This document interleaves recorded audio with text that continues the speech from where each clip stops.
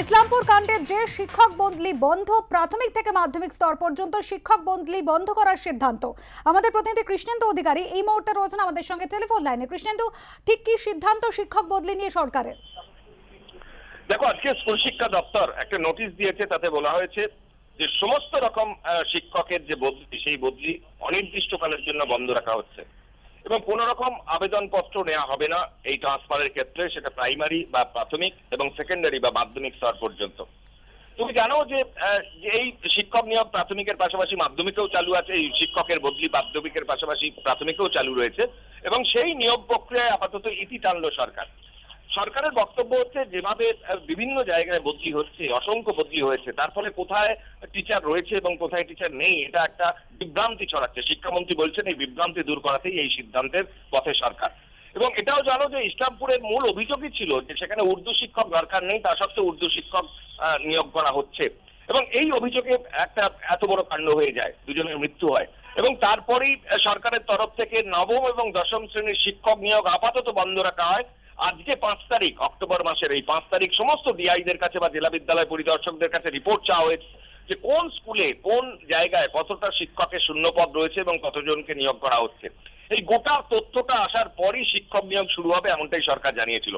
তার পাশাপাশি শিক্ষক নিয়োগের স্থগিতাদেশের পাশাপাশি আজকে সরকারের তরফে নোটিশ জারি করে দেওয়া হলো, শিক্ষকের বদলির ক্ষেত্রে সেটা প্রাথমিকই হোক আর মাধ্যমিক স্তরেই হোক সেটাও বন্ধ রাখা হচ্ছে। শিক্ষামন্ত্রীর ব্যাখ্যা, যদি বিভ্রান্তি ছড়ায় সেই বিভ্রান্তি যাতে না ছড়ায়, যেখানে আদর শিক্ষক দরকার সেখানে যাতে শিক্ষক নিয়োগ করা যায় এবং যে শিক্ষক দরকার সেই শিক্ষক যাতে নিয়োগ করা যায়, তার জন্যই এই সিদ্ধান্ত সরকারের তরফে।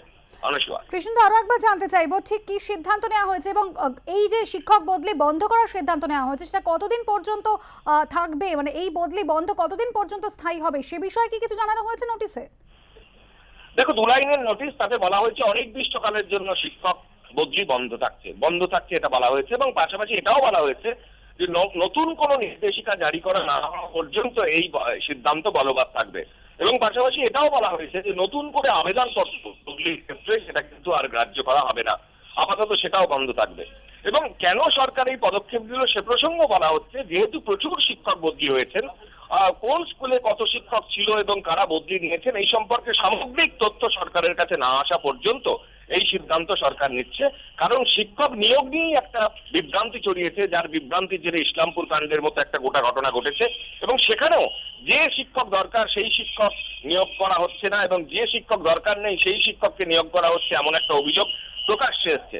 এই প্রেক্ষাপটে সমস্ত শিক্ষকদের কোথায় কোথায় নিয়োগ করতে হবে, কোথায় শিক্ষক আদর্শ শিক্ষকের শূন্যস্থান কত, কোথায় নিয়োগ করতে হবে, সেই গোটা বিষয়টা তথ্য চেয়েছে সরকার সমস্ত ডিআইদের কাছ থেকে। আজকেই সেই তথ্য সরকারের কাছে জমা পড়ার কথা এবং ডিআইদের কাছ থেকে সেই তথ্য পাওয়ার পর তবে নবম দশম শ্রেণীতে শিক্ষক নিয়োগ করা হবে বলে বলা হয়েছে এবং এর পাশাপাশি এটাও বলা হয়েছে যে সেই শিক্ষক নিয়োগ আপাতত স্থগিত থাকার পাশাপাশি শিক্ষকের বদলির ক্ষেত্রেও আপাতত বন্ধ থাকছে।